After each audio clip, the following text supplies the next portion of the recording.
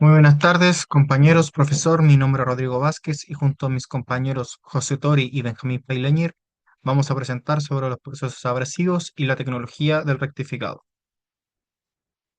Un abrasivo es una partícula pequeña, dura, con aristas afiladas y forma irregular. Un proceso abrasivo implica la eliminación de material por la acción de estas partículas. Por lo general se usan como operaciones de acabado. Dentro de los abrasivos tenemos dos grupos principales, son los abrasivos sueltos y los aglomerados. Dentro de los abrasivos sueltos encontramos los procesos de lapiado, pulido y chorro abrasivo, mientras que de los aglomerados encontramos el rectificado y el bruñido. El proceso de rectificado es un proceso de mecanizado por abrasión que utiliza una muela con granos abrasivos como herramienta de corte de geometría indeterminada. Su función principal es corregir la geometría y dimensiones de piezas endurecidas, logrando tolerancias estrechas y acabados superficiales de alta calidad. Dependiendo de la función que vayamos a utilizar el proceso, encontramos el rectificado plano, el rectificado cilíndrico y el rectificado sin centros. El primero lo usamos como para superficies planas, el segundo para ejes y tubos y el sin centros para alta cantidad de producción. Muelas de rectificar. Una muela de rectificar no es un bloque sólido, uniforme, es un sistema compuesto por tres elementos fundamentales. El material abrasivo son los granos duros que arrancan la viruta. El aglomerante o liga es el material que mantiene unidos a los granos, determina la dureza de la muela. Y los poros son los espacios vacíos entre el grano y la liga. Estos cumplen una función crítica, permiten que se aloje viruta diminuta y, lo más importante, que entre el fluido de corte para refrigerar la zona. Sin poros, la muela se empasta y quema la pieza.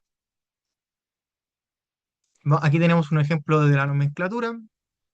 Tenemos esta imagen, que el código es lo que en la parte que dice Specification Mark, y seguimos la línea que es abrasivo, grano, dureza, estructura, liga, siendo el código WA502K50, WA tipo de abrasivo, el 502 es el tamaño de grano, que en este caso es un ejemplo específico de la marca, el K es el grado de dureza, el 50 es la estructura y el aglomerante, y por lo general el primer número indica la densidad de los poros y el segundo el tipo de pegamento.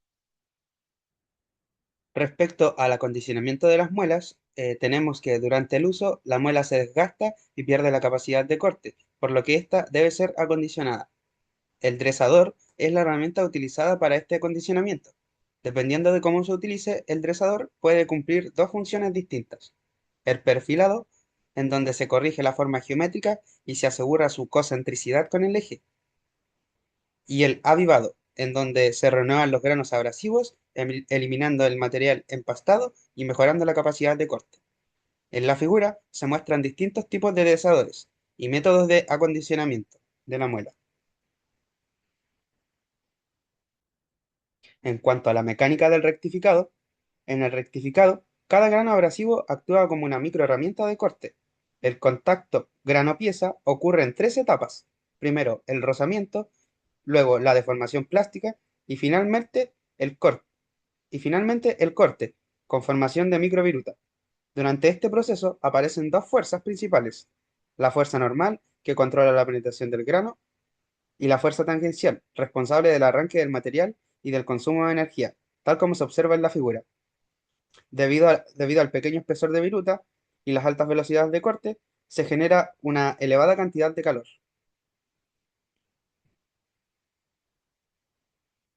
En cuanto a los parámetros de operación, el desempeño del rectificado depende directamente de la correcta selección de los parámetros de operación. Entre los principales parámetros de operación se encuentran la velocidad de la muela, la velocidad de la pieza, el avance y la profundidad de pasada.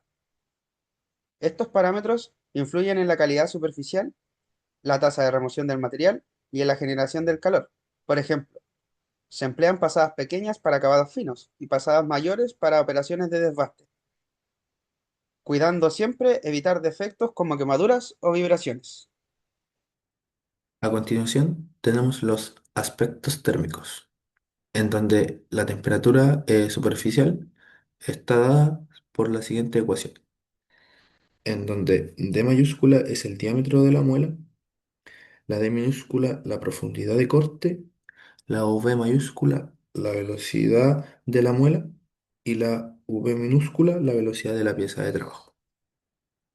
Un aumento en la temperatura en el rectificado perjudica las propiedades de la superficie de la pieza de trabajo. Además que la mayor temperatura genera tensiones residuales en la pieza. Finalmente, los gradientes de temperatura causan distorsión debido a la expansión térmica.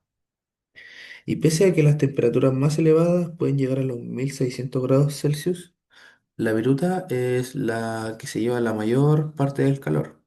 Aún así, se le transfiere una parte del calor a la pieza.